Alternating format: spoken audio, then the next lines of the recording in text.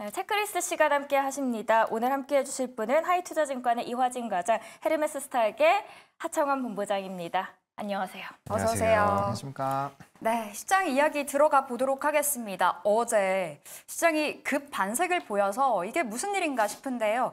자, 일단 과장님과 함께 해보도록 하겠습니다. 과장님, 어제 시장의 급등 어떻게 해석을 해봐야 될까요?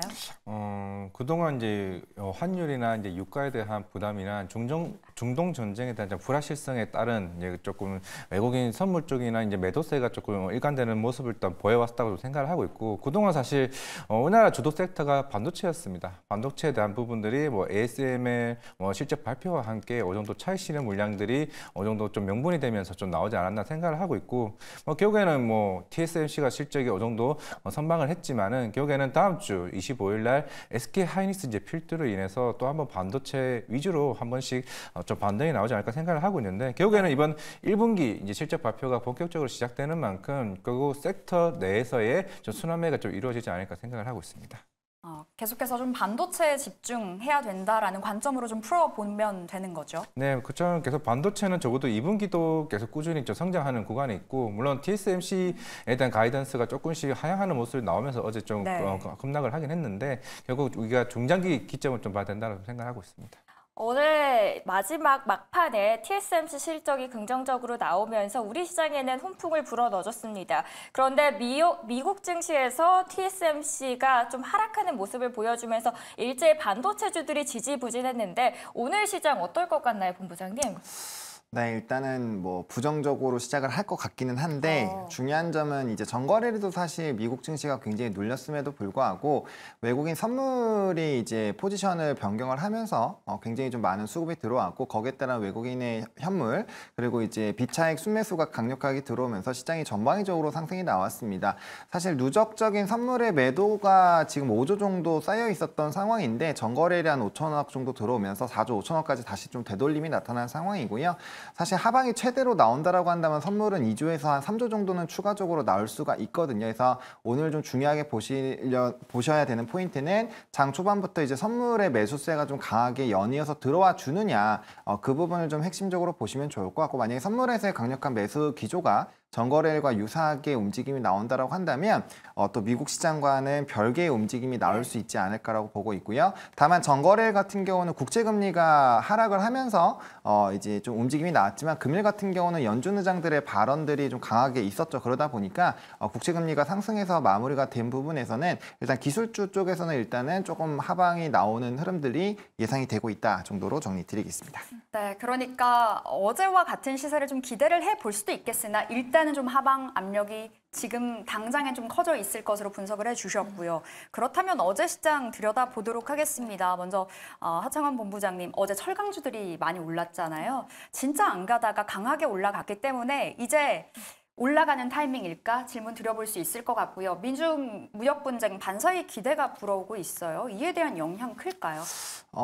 뭐 일단은 크긴 크겠지만 지금 당장은 일단 한번 좀 적용이 됐다라고 생각을 합니다. 그 이유가 뭐냐면은 사실 이제 관세에 대한 얘기가 왜 나왔는지를 우리가 이해를 해볼 필요가 있거든요. 일단 미국에서 노조 5군데였죠. 거기가 중국산이 이제 가격적인 경쟁으로 들어오면서 좀 피해를 본다라는 부분으로 이제 항의를 좀 했고요. 조사를 해달라고 청원을 했습니다. 거기에 따른 움직임으로 나온 관세의 흐름이다 보니까 이게 실질적으로 진행이 되기까지도 좀 시간이 걸릴 거고요.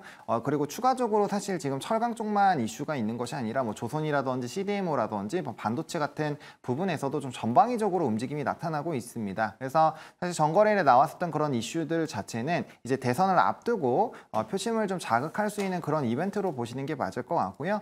또 무엇보다 우리나라 철강 같은 경우는 쿼터제로 지금 진행이 되고 있는 상황입니다. 그래서 물량 자체가 조금 정해져 있는 상황이고요. 또 중국발 비중 자체가 좀 적기 때문에 해당 부분에서 우리나라 기업들이 수혜를 강력하게 받을 것인가에 대해서는 조금의 물음표가 있는 상황이고요. 뭐 철강석이나 이런 가격들이, 원자재 가격들이 하락하는 거는 단연 호재이긴 합니다만, 그거를 좀 뒤엎을 만한 재고가 아직도 많이 남아 있거든요. 그래서 재고 부분이 해결이 되지 않으면 철강산업 쪽에서의 이런 움직임은 조금은 더딜 수 있다는 점을 참고를 해보시면 좋을 것 같고, 전거래일도 유통주들을 위주로 일단 주가의 급등이 나오고 대거 차익이 나왔거든요. 그러다 보니까 과거에 무역 확장법 232조 2조나 이제 무역법 301조 관련된 이벤트들이 터졌을 때 움직임이 나오는 종목군들에서 수급이 쏠릴 때 트레이딩이 가능하지만 굉장히 단기적으로 대응하지 않으면 좀 힘든 시기를 또 겪을 수가 있기 때문에 그런 방식으로 좀 대응을 하셔야 된다는 점 강조드리겠습니다. 네, 본부장님이 좀 자주 쓰시는 표현이죠. 기민한 대응. 기민한 대응이 있지 않으면 좀 어렵다라고 네. 좀 보면 되겠죠, 철강주. 그럼 탑픽은 어떻게 보세요?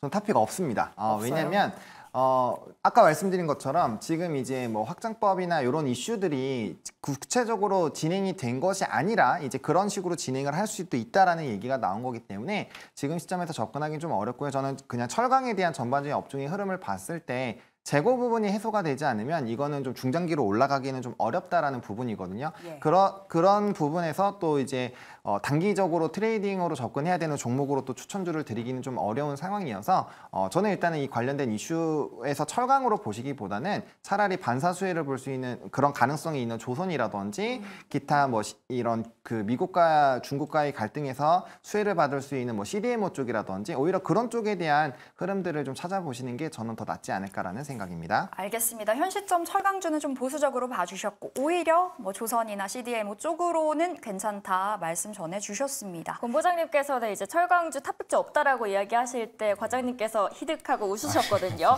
어떤 의견을 주실지 궁금합니다. 일단 바이든이 중국산 철강 관세 너네 3배 더 인상할 거야라고 했고 거기에 대해서 우리 국내 철강주들 강세를 보였습니다.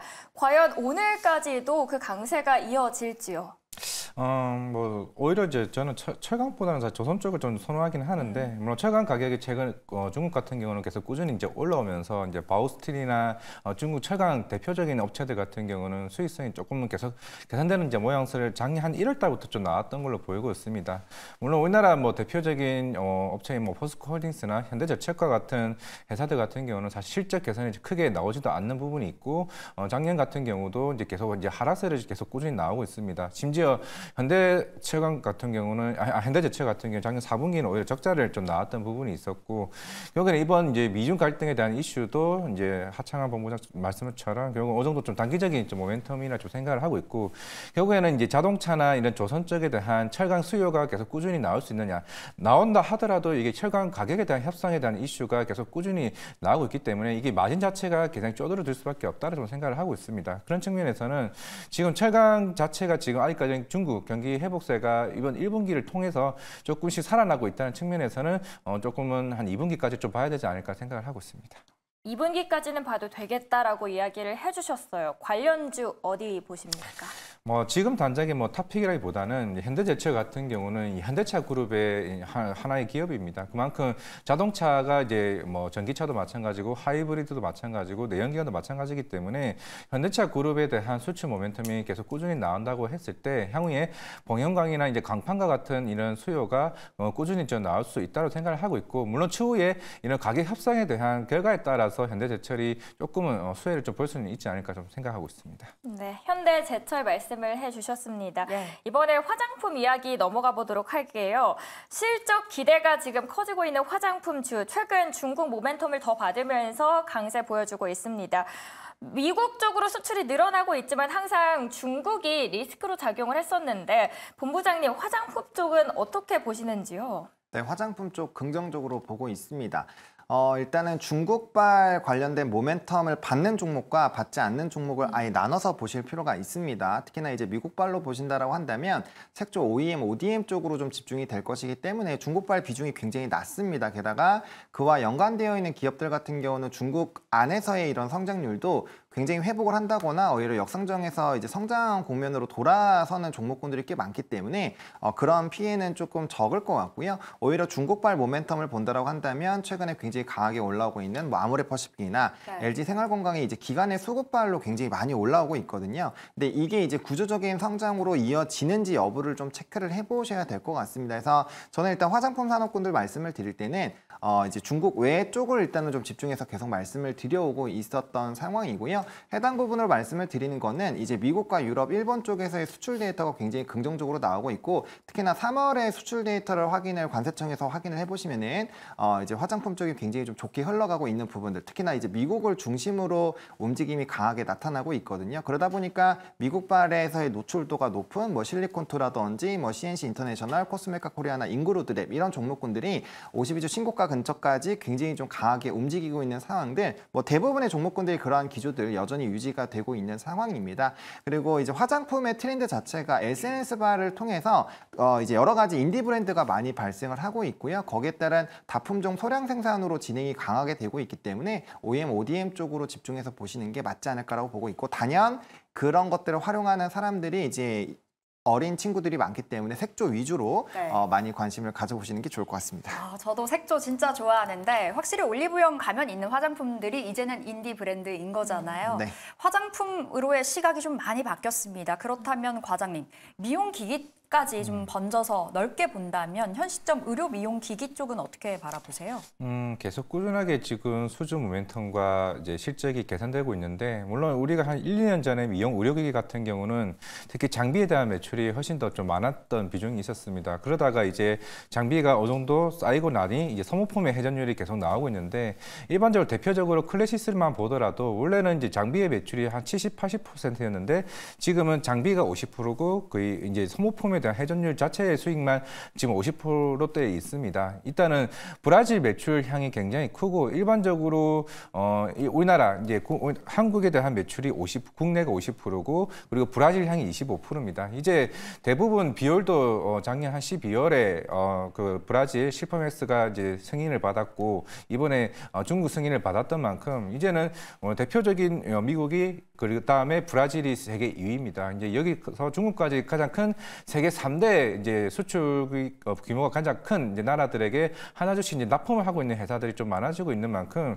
이런 K 미용 의료기기 같은 경우는 적어도 당분간은 수주 플러스 실적에 대한 흐름으로 계속 이어지지 않을까라고 생각을 하고 있습니다. 그러니까 미용 의료기기 내에서는 비율 말씀 주셨고 화장품과 의료기기 다 합쳐서 원픽도 있을까요, 과장님? 일단 화장품 같은 경우는 이건 좀 단기빨이라 좀 생각을 하고 있는데, 결국에는 지금 중국 익스포저가 높은 회사가 이제는 LG 생활건강입니다. 아모레퍼시픽 같은 경우는 이미 작년부터 계속 꾸준하게 재고 물량이나 특히 오프라인 매장들을 계속 철수하고 있으면서 이제 북미 쪽에 대한 타겟을 조금씩 변경하고 있는 측면이고, LG 생활건강은 아직까지는 중국 쪽에 대한 비중을 못 줄이고 있는 상태에서 그동안 작년에 주가가 계속 이제 꾸준히 하락세를 이어왔었는데, 이번 아마 1분기 실적부터는 조금 면세 법인 쪽에 대한 채널이 조금씩 살아날 수 있는 측면이 있다라고 생각을 하고 있고, 물론 이제 중장기적으로는 사실 저는 중국보다 북미 쪽을 봐야 된다고 생각을 하고 있습니다. 네. 물론 어제도 중국의 프로이아와 같은 이제 중국 이제 그런 대중적인 브랜드 실적 발표도 나왔었지만은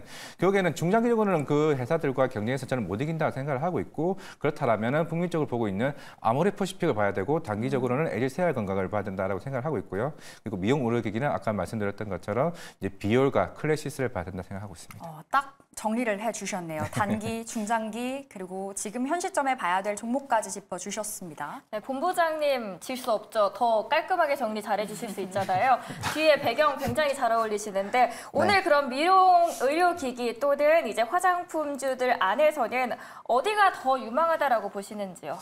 유망한 거요? 유망한 건 전 미용 의료기기라고 보고 있고요. 대신에 이제 실적 베이스로 지금 본다라고 한다면 화장품이 조금 더 낫다. 그래서 성장성을 본다면 미용 의료기기, 지금 단기적인 실적을 본다라고 한다면 화장품이라고 생각을 하고 있고요. 그럼 단기적인 수익을 누린다 하면 화장품을 지금 들어가는 게 더 맞다라고 보시는 건가요? 아니요, 둘 다 봐야죠. 네, 둘 다 봐야 된다라고 생각을 하고 있고요. 화장품에서는 저는 색조 OEM 쪽으로 계속 집중을 하고 있기 때문에 앞서 소개해드린 뭐 CNC 인터내셔널, 코스메카 코리아, 인그루드랩, 아이패밀리 SC 4대장이라고 제가 항상 소개를 드리고 있는데, 해당 종목군들을 좀 관심 있게 보시면 좋을 것 같고요. 미용 의료기기 같은 경우는 클래시스와 이제 제이시스 메디칼을 변화를 좀 관심 있게 보시면 좋을 것 같습니다. 그 안에서도 어쨌든 화장품에서 오늘 소개해드릴 종목은 CNC 인터내셔널이고요. 매분기마다 지금 역대 최고 실적이 나타나고 있고 특히나 이번에 실적에 대한 전망치가 높아진 게 국외보다는 국내에서의 성장성이 좀 크게 늘어나는 부분으로 포커스가 되어 있습니다. 해외에 대한 노출도들은 계속 높아지고 있는 상황에서 국내에서의 이런 히트 상품들과 노출도가 높아지는 부분에서의 이벤트가 부각이 되고 있기 때문에 보다 더 매력적이다라고 보고 있고요. 현재 시점에서 증시가 눌림에도 상관없이 52주 신고가 흐름들, 좀 점진적인 우상향 흐름들 계속적으로 유지가 되고 있기 때문에 이번 실적 시즌에서 실적이 굉장히 중요해지는 시기인 만큼 실적 베이스로 보시기에는 나쁘지 않은 종목이다라고 소개를 드리겠습니다. 네, 그럼 탑픽은 CNC 인터내셔널로 정리를 해보도록 하겠습니다. 오늘 체크리스트, 오늘도 짧아서 너무 아쉬운데 여기서 인사드려보도록 할게요. 헤르메스 스탁 하창환 본부장 그리고 하이투자증권 이화진 과장 함께했습니다. 말씀 고맙습니다. 고맙습니다. 감사합니다.